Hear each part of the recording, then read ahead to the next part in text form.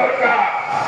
জনগণের সেবা করার মাধ্যমে মানুষের দুঃখ দুর্দশা ধসে আগামী দিনে এই দেশে মানুষের আমাদেরকে আহ্বান জানিয়ে আমার সচেতন শেষ করছি। আসসালামু আলাইকুম ওয়া রাহমাতুল্লাহি ওয়া বারাকাতুহু।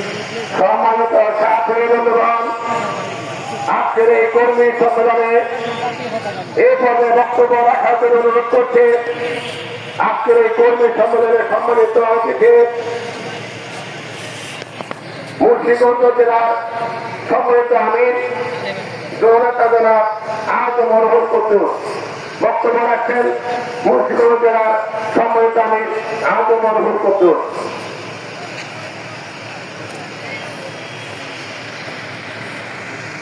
আসসালামু আলাইকুম ওয়া রাহমাতুল্লাহি ওয়া বারাকাতুহু।